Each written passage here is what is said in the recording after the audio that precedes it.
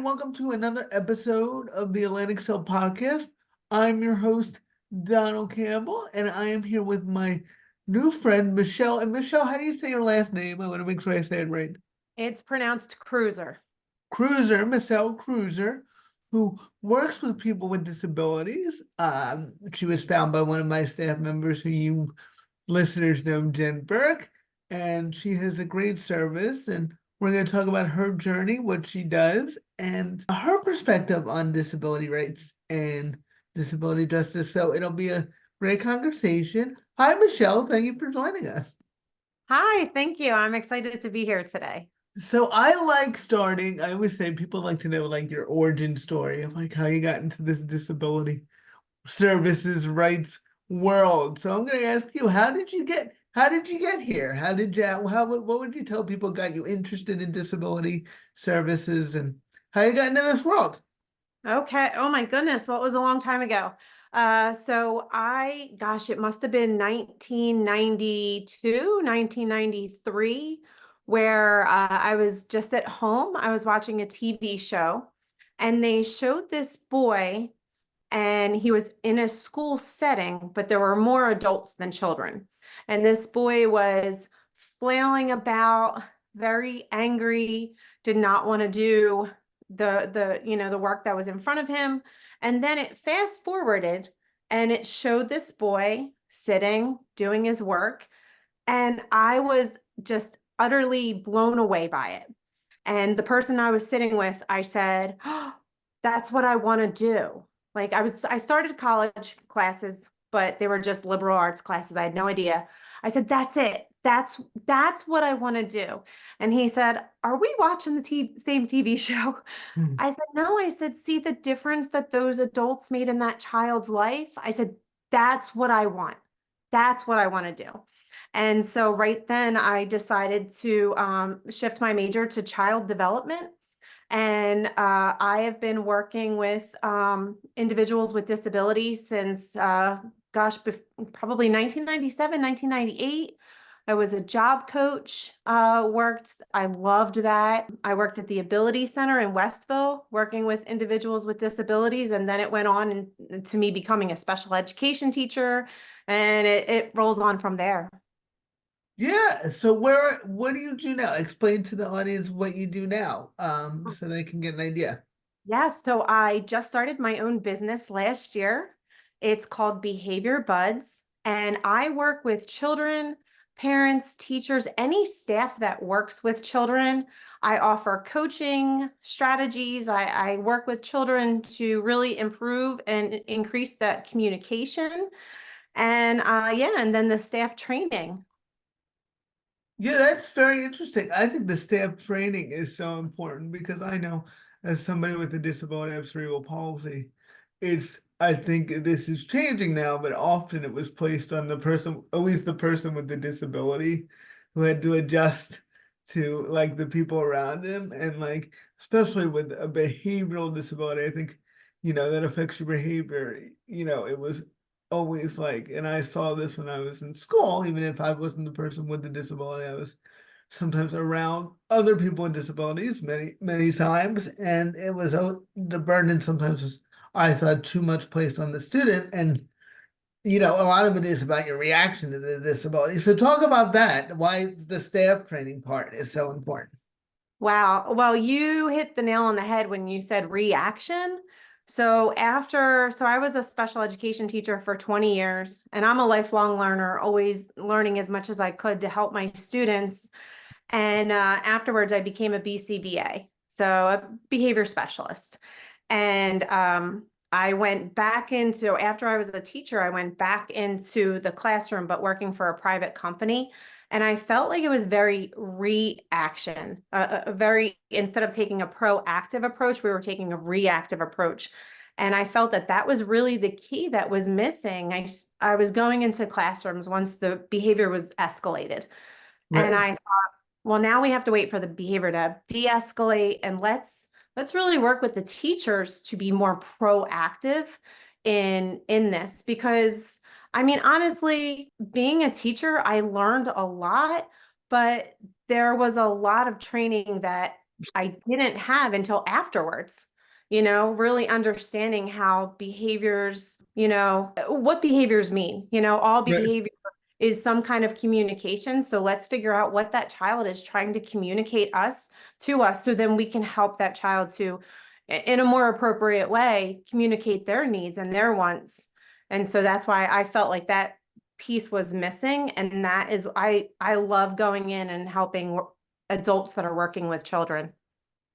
Right. So talk about that. What advice would you give somebody in, like, because there are just many types of disabilities where people sometimes struggle with how they should react to certain things. But a lot of times it's about learning that person's triggers and learning about what upsets them. And then I find that once you understand that, you kind of can understand better why they're upset. Like you kind of get why they're upset instead of looking at it like, oh my God, they're acting so outrageously or inappropriately or whatever label you want to give it. Like you got to really see things from their perspective and talk about that and how to do that. Mhm. Absolutely. And that's one of the very first things that I talk to when I'm meeting with staff is we really need to back up. And you had mentioned triggers. We're going to back up and see why this child is behaving in the way they are. So there's always a reason for that behavior. So what I'm doing is I'm looking at it kind of through a different lens. I'm looking at what is that function of behavior because there's four main reasons for that behavior. Is that child trying to escape something, trying to get attention? You know, is there a tangible, is there something they want, whether it's an activity or a food or, you know, something like that? Or is it a sensory piece? So when we really kind of back up a little bit and find out why that behavior is happening, then we can help that child with the finding that appropriate behavior to communicate that need.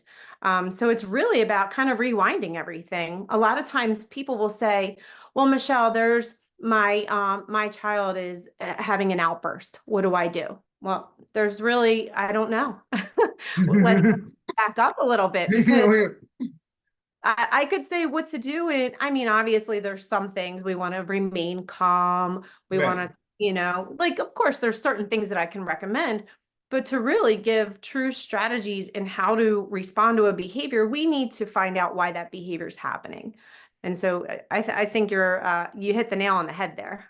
Yeah, you got to really break it down. And I know offline you talked about how you go to the environment oftentimes of the behaviors in it. Talk about that house, because I don't think people, again, people sometimes think, again, it's all the child, maybe it's in a school setting, I don't know why they're acting like this, but it could be the environment, what they're surrounded by. And we're all affected, disability or not, by the environment we're in. I get more anxious in crowds. I don't like crowds. And there are a lot of people like that. So talk about how environment really affects behavior, because I think we think about it, but we often don't when it comes to people with disabilities. Yes, great point. So, a very common question I am asked is, where are you located? So, I live in Williamstown, but I go to wherever the behavior is happening because a child responds differently. So, if I were to, you know, you think of a therapy session. Well, if I were to have a child come into my office, they're going to behave very differently than they would at home, or they would on the soccer field, or they would in school. So I really need to see that behavior in the environment that it is happening. And that's one thing that I felt was missing when I worked for companies. I worked for one company where I was only going in the home and working with that child to improve communication and, you know, build skills. And then I worked for another company where I was only in the school. And I thought sometimes there was a disconnect. So I have worked in places like Total Turf and Pittman. I've worked on the soccer field. I've gone into different schools. And then, of course, in the home. Because when all of the adults, it's the environment, but it's also all of the adults that are in that child's life. And when everyone is communicating and working together as a team, you're going to see that improvement and that generalization into those environments so soon, like so much quicker than you would if you're just working in this, you Right. know, one setting. And the other part is too, is so many times we can change that environment to help that child. Like one example I think of, and it's very simple. I was working with a family and the child was not staying in the bed. It was as if the child was, FOMO, fear of missing out. Like, wait a minute, what's going on? Like, he didn't want to go to bed. Mhm. And one of the things we did was we changed where his bed was situated just so it was on the opposite wall. So he didn't see right down the hallway. And then putting in like a noise machine, the white noise, and just changing those things could improve behavior. So it's definitely that key piece is looking at that environment and what can we change within that environment to help that the child and the adults in that child's life. Yeah, being creative instead of getting frustrated by it. And again, it goes back to understanding that it was about feeling left out, which is a normal human emotion that I mean, FOMO is a phrase because people have experienced that, especially in this age of social media and stuff. So it's just interesting again, breaking it down why this person is upset and what is affecting their behavior. What are some, I know it's hard, you're exactly right. I always say that too when people ask me, how can you help my, somebody with a disability or me? And it's like, well, everybody's situation is different. So I have to, really get to know you. But what are some, if you have any kind of basic tips when you're dealing with somebody with more, challenging behaviors that, that you like, what is the importance about remaining calm? Like, it's not just a nice thing to do, it's a better strategy. So, what are some basic tips if somebody asks you, like, what would you tell them? hmm So, well, I do work with younger children. I work with children from the age. I do have a few teenagers right now, but my area of expertise is really 2 to 10. And so, a very common behavior that parents ask me about, say tantrums or outbursts. And so, you had said remaining calm. A lot of times, talking like just calmly lowering your volume, even as the child is getting louder. And what happens so often is when a child is yelling, we also tend to Mhm. yell. Even if it's not a child, when you figure if you're in an argument with somebody or you're not happy and they raise their voice, typically we raise our voice and then they raise their voice Yeah, and then so you can see the escalation happening.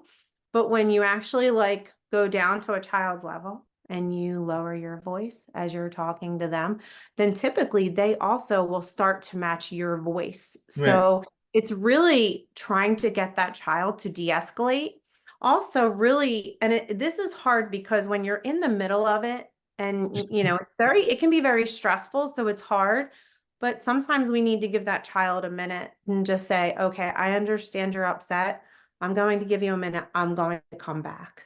And it's right, like kind of leaving, you want to make sure that child, depending upon the, what's going on. Of course, safety is always the top priority, but just giving a little bit of space and then coming back and saying, are you ready to talk?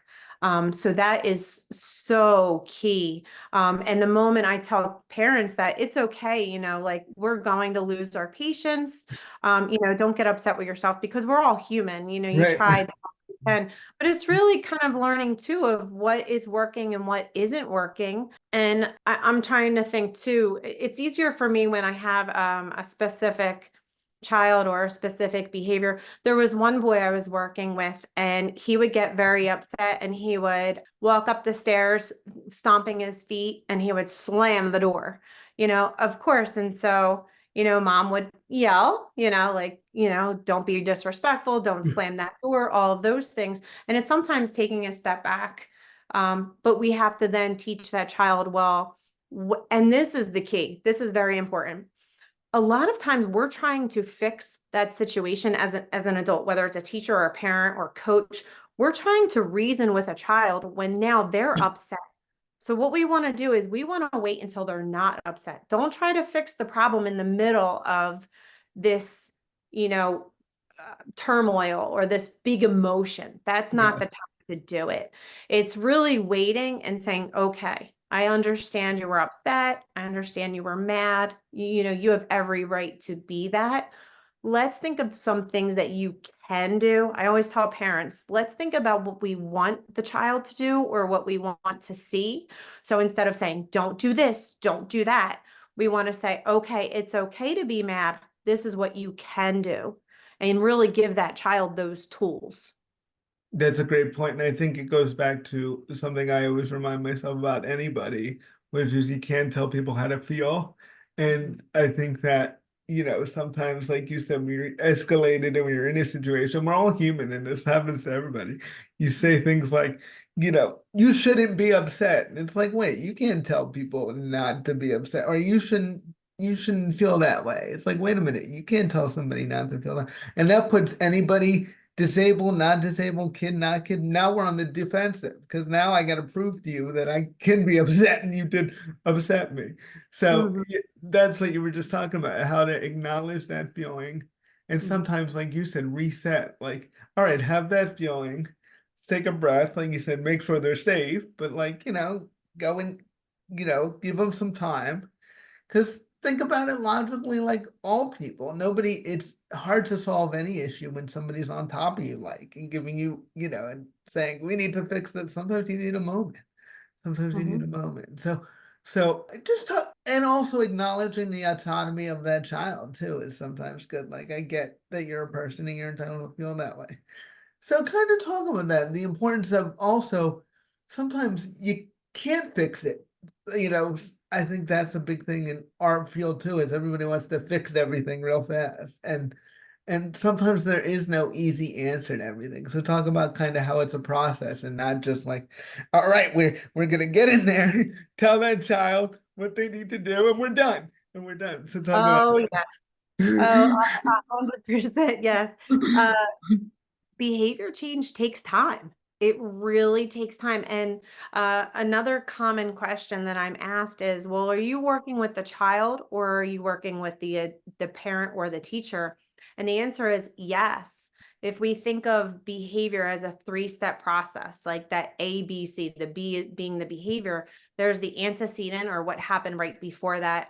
And then there's also the consequence or just what follows it, not right, not a punishment consequence. right, But like, so the reason why I bring this up is because the child has that behavior, but a lot of times the adult in their life can impact that behavior either before it happens, like when they anticipate there being an issue, and then of course how they respond to that behavior. But all of those things in that process are a habit, and it when we have been doing something for a long time, it's hard to change that behavior.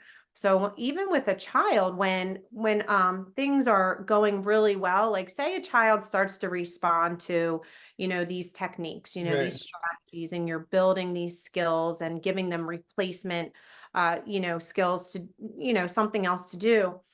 Sometimes there could be a bad day, child reverts back, and then a lot of times what does the parent or the adult do? We then tend to respond back to our old habits. So it takes time. Behavior change is not quick. Sometimes I hear, well, that worked great until it didn't. Well, behavior change isn't always improving or always, decreasing in seeing that. It's kind of, a zigzag pattern. There's going to be good days, there's going to be bad days. We're going to see times where things are going great. And yeah, it really takes time and consistency. right.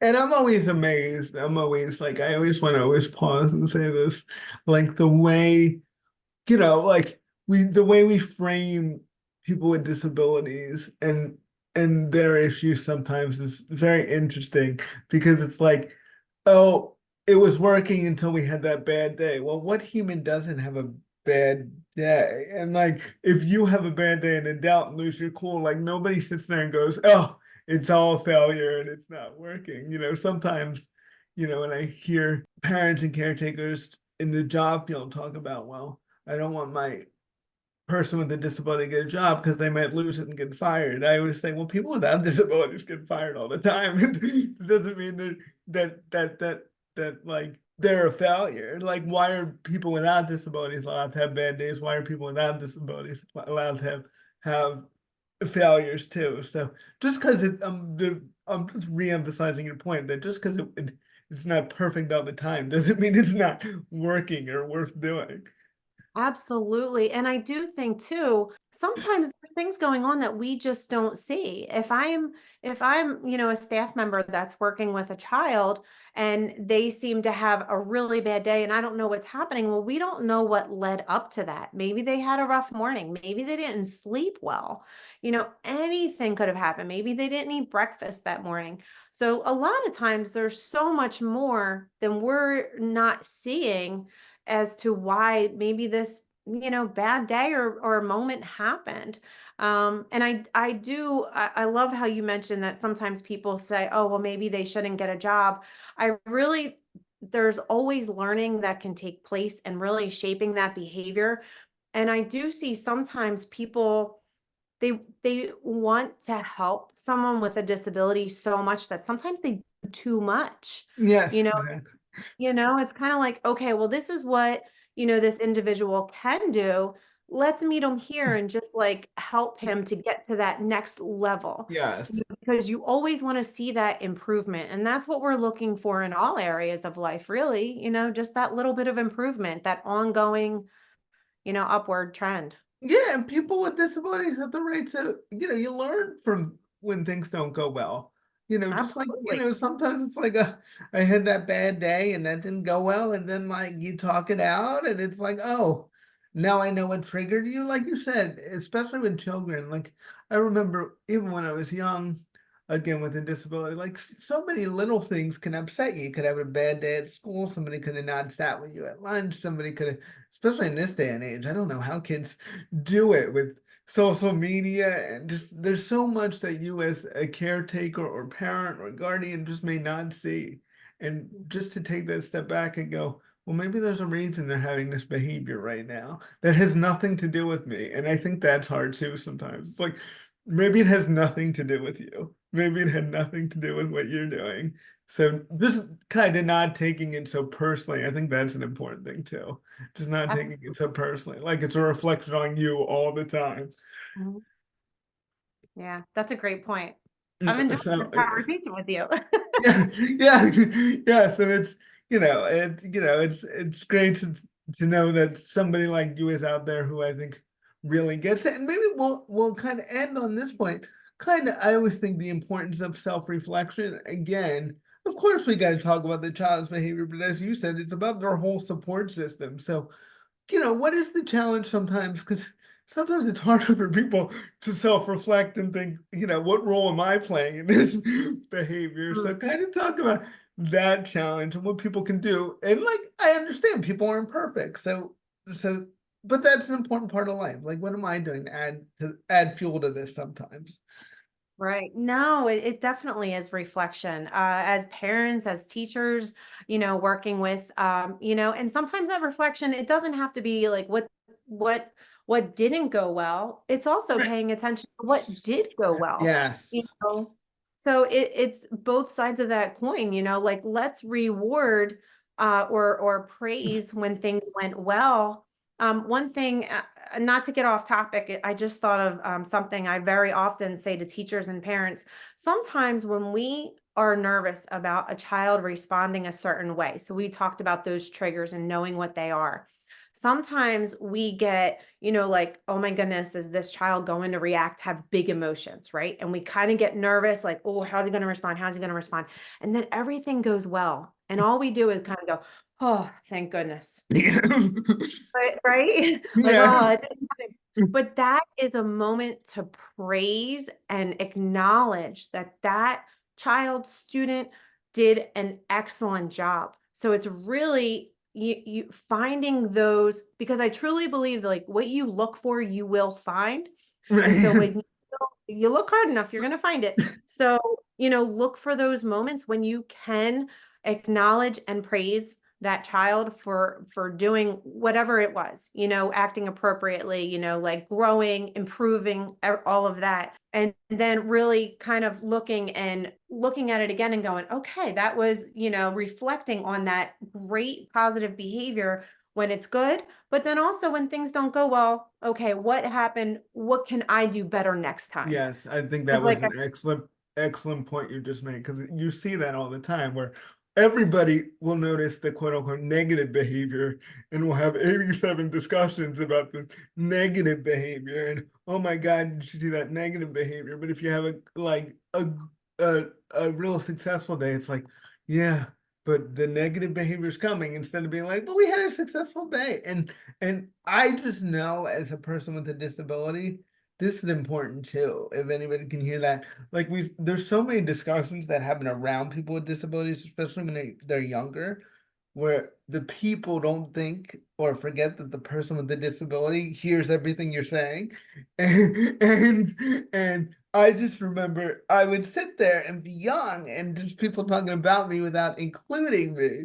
But I knew what was going on, and I knew what they were talking about, even when they would like whisper and stuff. I'm like, I know you're talking about me. Like, so really talk about that too. And I know we were just having such a great conversation, but of including the person too that you're talking right. about when you're in that team, because people with disabilities know when you're talking about them and they know themselves better than you do. So No, it's just hard. it's so true, Donald. That is one thing I talk to. So before I work with a family, I explain that I do not like to talk about a child in front of the child, Right. because even when they're young, they are well aware that you are talking about them. And plus, I want the parent to be able to freely express their concerns. And you want to be careful. So the first time I meet with a parent, I prefer the child not be there, Right. just so they can, but then also depending upon the age of that child, definitely including them. There was one boy that I wanted to create kind of like a calming, like a little bin where we called it his favorite things, where when he was experiencing all of this emotion and didn't know what to do with it, and he knew he needed to kind of calm down, he was actually the same boy that would go in his room and just like Right. slam the door because he needed some space. Yes. And so we talked to him, like, what are some things, like, these are some ideas of how you can calm down, but what do you like?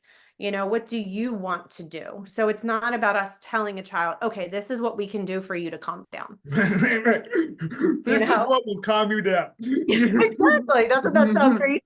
But sometimes it happens. So it's really having that child as a part of the plan. Getting 100%. buy-in, getting buy-in. Oh Even at a young age, you can get some buy-in. And I just think it's so important. And also you just want to send the message to the person with the disability too, that like they have a part to play in this too. So that's what I always tell parents and caregivers too. If you're telling them that they don't have to deal with this or that they don't have any part in this, don't be surprised when they're older and they're saying, why do you want me to have any part in this? You've been telling me for years I don't have to do it. So I just think it's so important what you're doing, and I love this conversation. We're very much on the same page philosophically about things, and I think it's great knowing that you're out there. Is there how can people check out your services if they're interested? Where can people go? And we'll put it in our description on the podcast. Oh, okay. Thank you. So, I have a website. It's www.behaviorbuds.com. It's BUDZ. And my phone number is 609-774-8713. Yes, and Fine there. it's good to know that resources are out there, and there are. It is. I love what Michelle said, and I just love her general philosophy. Like, there is no easy answer, and there is no. It's not like you're gonna go to Michelle's office and it's gonna be like, oh, all our problems are solved. And I think the first thing is to just reframe it as not a problem and learning how to support your person in Mhm. dealing with life. So I just think it's a really important thing. So thank you so much, Michelle, for taking the time to do this. Oh, thank you. I thoroughly enjoyed our conversation. Thank you so much, Donald. You're welcome. See you next time. Bye, everybody. Bye-bye.